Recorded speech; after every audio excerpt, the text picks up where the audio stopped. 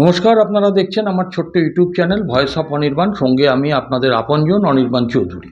প্রতিদিন সকাল 9টার মতন আজকেও সকাল 9টায় যথারীতি একটি ভিডিও নিয়ে চলে এলাম। অবশ্যই সেটা সরকারি কর্মচারীদের এই ডিএ সংক্রান্ত ব্যাপারে আমি নিশ্চয়ই সেটা আপনাদেরকে শোনাবো, যার সঙ্গে কথা হয়েছে।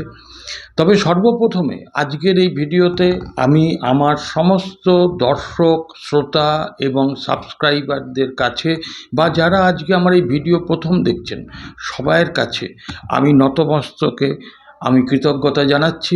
কারণ আপনাদের সকলের আশীর্বাদ, ভালোবাসা, শুভেচ্ছায় আমার এই 1.5 বছর অক্লান্ত পরিশ্রম করে প্রতিদিন একটা করে ভিডিও আপনাদের কাছে উপহার দিয়ে যে 1 লক্ষ সাবস্ক্রাইবার পেরিয়ে গেছে গতকালই।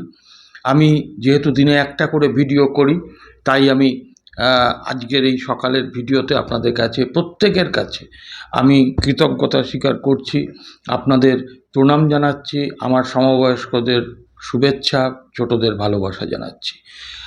আপনারা না থাকলে আমার এই লক্ষ্যে পৌঁছানো সম্ভব হতো না। আমি আগামী দিনে আপনাদের জন্য খবর করে আরও বেশি পৌঁছতে চাই, তাই আপনারা আমাকে সহযোগিতা করবেন। যারা আমাকে সাবস্ক্রাইব করেছেন তাদের অভিনন্দন, যারা করতে পারেননি তাদেরকে অভিনন্দন। এবং আপনাদের কাছে আমি শুধু এইটুকুই বলবো যে আমি শুধুমাত্র দায়বদ্ধ আপনাদের কাছে। আমি স্রোতের বিপরীতে চলা মানুষ। সরকারে যেই থাকুক তার দোষ, ত্রুটি, বিচ্যুতিগুলো তুলে ধরা এবং আগামী দিনে সাধারণ মানুষের কথাটাকে তুলে ধরাই আমার কাছে বড় কথা। তাই আমি আজকে সকলের কাছে আমার কৃতজ্ঞতা প্রকাশ করছি, প্রণাম জানাচ্ছি, ভালোবাসা জানাচ্ছি। আপনারা এইভাবেই আমার পাশে থাকুন। দেখুন, এইবারে আপনাদেরকে বলি যে আমি গতকাল কথা বলেছিলাম কনফেডারেশন অফ স্টেট গভর্নমেন্ট এমপ্লয়িজের রাজ্য সভাপতি শ্রী শ্যামল কুমার মিত্রর সঙ্গে। শ্যামলদা, তাদের যে সংগঠন শ্যামল মিত্র এবং মলয় মুখার্জি, এরা মিলে সরকারি কর্মচারী, অবসরপ্রাপ্ত কর্মচারী, এমনকি গ্র্যান্টিন এইডে যারা আছে প্রত্যেকের যে বকেয়া যে ডিএ রোপা 9-এর, সেই হিসাবে মামলা করেছিলেন। 11 বছর ধরে এই মামলা চলেছে এবং অবশেষে বিকাশ রঞ্জন ভট্টাচার্য, ফিরদৌস শামীম সহ বিভিন্ন সুপ্রিম কোর্ট, হাইকোর্টের তথাকথিত বড় বড় আইনজীবী তারা লড়াই করেছেন, জয় এসছে। সুপ্রিম কোর্টের পরিষ্কার নির্দেশ যে বকেয়া ডিএ দিয়ে দিতে হবে রাজ্য সরকারি কর্মচারীদের কাছে। পূর্বতন সরকার কথা পুরো রাখেনি, চাপে পড়ে যেটুকু পেরেছে দিয়েছে। 4% ডিএ ডিক্লেয়ার করেও দেয়নি। এখন সেই সমস্ত বিষয় নিয়ে আমি কথা বলেছিলাম শ্যামল মিত্রর সঙ্গে। আসুন শ্যামলদার সঙ্গে কি কথা হয়েছে আপনাদেরকে জানাই। টেলিফোনে কথা হয়েছে, আপনারা একটু ধৈর্য ধরে শুনবেন, আপনাদের মতামত জানাবেন, ভিডিওটা ভালো লাগলে শেয়ার করবেন। এবং আমি সকলের কাছে আবারও কৃতজ্ঞতা স্বীকার করছি এবং বলছি যদি আমার পাশে থাকেন একটু সাবস্ক্রাইব করে পাশে থাকবেন, আমি আরও এগোতে চাই।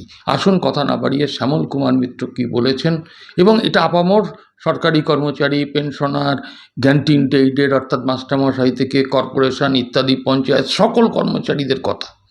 আসুন শুনি। শ্যামলদা, আপনাকে স্বাগত জানাই আমাদের ভয়েস অফ অনির্বাণে। হ্যাঁ, আপনাকেও ধন্যবাদ। হ্যাঁ, আচ্ছা বলছি শ্যামলদা, রাজ্যে তো পালা পরিবর্তন হলো, পট পরিবর্তন, এবং নতুন সরকার গঠন হলো এবং সেই সরকারের মুখ্যমন্ত্রী শুভেন্দু অধিকারী তিনি প্রথম ক্যাবিনেট মিটিংও করেছেন এবং সেই দিনই 6টা গুরুত্বপূর্ণ রাজ্য সংক্রান্ত সিদ্ধান্ত জানানোর পাশাপাশি তিনি বলেছেন আপনাদের এই 7ম বেতন কমিশন, তারপরে হচ্ছে বকেয়া ডিএ ইত্যাদি বিষয়ে আরো কিছু বিষয় আছে, মূলত আপনাদের সরকারি কর্মচারীদের বিষয়ে। এইগুলো নিয়ে সামনের সোমবার ক্যাবিনেট মিটিং এ সিদ্ধান্ত হবে। আমি আপনার কাছে আজকে শুধুমাত্র ওই বকেয়া ডিএর ব্যাপারটা নিয়েই একটু জিজ্ঞাসা করব। সেটা হচ্ছে যে আপনাদের তো মামলা আপনারা করেছিলেন দীর্ঘ 11 বছর, সেই ইতিহাস আমার দর্শকরা আগেও জেনেছেন।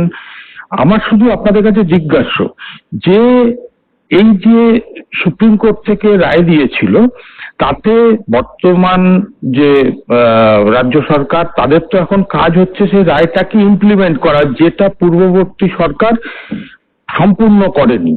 এ ব্যাপারে আপনি কি বলবেন?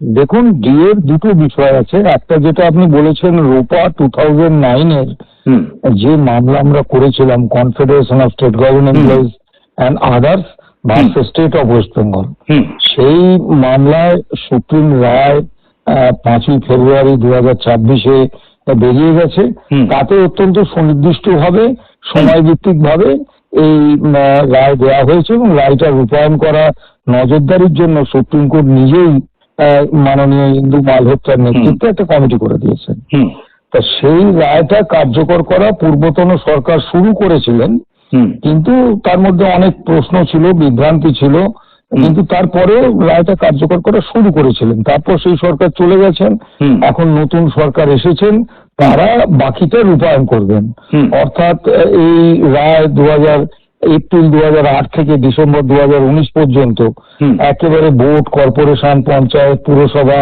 শিক্ষক, শিক্ষাকর্মী, বিভিন্ন আন্ডারটেকিংস হুম। এবং রাজ্য সরকারি কর্মচারীদের, হুম। কর্মরত এবং অবসরপ্রাপ্ত কর্মীদের হুম। এই সময় বকেয়া দিয়ে ওই all India consumer price index মেনে দিতে হবে। তা এই দেওয়ার বিষয়ে নতুন সরকারের সিদ্ধান্ত নেওয়ার কোনো জায়গা নেই, হুম। কারণ এটা তাকে কার্যকর করতেই হবে। হুম। তা সেক্ষেত্রে সরকার যে আদালতে যে পরের দিন শুনানির দিন হবে, হুম। সেদিন তার অবস্থান জানিয়ে দেবেন। যদি এই রায়টাকে আর কোন রকম মানে বিলম্বিত করতে না চান, হুম। তারা জানিয়ে দেবেন যে এই রায় তারা মেনে নিচ্ছেন এবং কর্মচারীরা পেয়ে যাবেন। আচ্ছা, এটা নিয়ে আমাদের মনে কোনো উদ্বেগ বা দুশ্চিন্তা নেই। না, আমি কিন্তু আপনার যে কাছে বিষয়টা নিয়ে আমাদের প্রশ্ন আছে যে রোপা 2019-এ ডিএর প্রসঙ্গটাই নেই। এটাই বলছিলাম। এখন 42% ডিএ আমাদের বকেয়া। হুম। অন্যান্য কেন্দ্র এবং অন্যান্য রাজ্য সরকারি কর্মচারীরা হুম। 60% ডিএ পাচ্ছেন, আমরা 18%। ঠিক। কাজে 42% ডিএ বকেয়া। হুম। এখানে এই 42% বকেয়া ডিএ দেওয়ার থেকেও গুরুত্বপূর্ণ হচ্ছে হুম। রোপা 2019-এ হুম। ডিএটা all India consumer price index মেনে হুম। ডিএ বা ডিআরএস রিলিফ দেওয়ার সংস্থান রাখাটা, হুম। ওখানে মানে প্রবেশ করানোটা হচ্ছে সব থেকে গুরুত্বপূর্ণ। তা আমরা সোমবারের জন্য অপেক্ষা করে আছি হুম। যে রাজ্য সরকার এই ব্যাপারে কি সিদ্ধান্ত নেয়। মানে রোপা আগাম- 2019 সম্পর্কে। হ্যাঁ, হুম। 2019 সম্পর্কে। কারণ আমরা মামলাটা করতে পেরেছিলাম কারণ 2009-এর রোপায় হুম। পূর্বতন বামফ্রন্ট সরকারের অর্থমন্ত্রী ডক্টর অসীম দাশগুপ্ত কমিশন তৈরি করে দিয়ে গিয়েছিলেন। লিখে রেখে গিয়েছিলেন হুম। যে all India consumer price index মেনে হুম। কর্মরত এবং অবসরপ্রাপ্ত কর্মচারীদের বকেয়া মানে ডিএটা দেওয়া হবে, ডিএ বা ডিআরএস। হুম। হুম। সেই জন্য আমরা মামলা করেছি। মামলায় 11 হুম। বছরের চেষ্টায় আমরা জিতেছি। সেই রায় সরকার কার্যকর মানে করতে বাধ্য। এ নিয়ে হ্যাঁ, তাহলে আমরা সামান্য যেটা সরকারের দাঁড়ালো, দয়া বা অনুকম্পা এই না। বিষয়ে আমরা চাই না। হুম। এইটা করতে সরকার বাধ্য।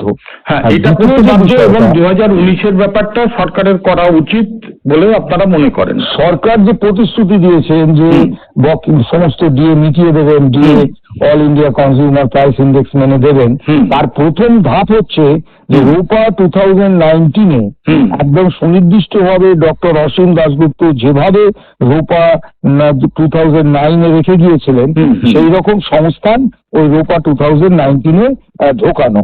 এখন সেটার অপেক্ষায় আমরা আছি।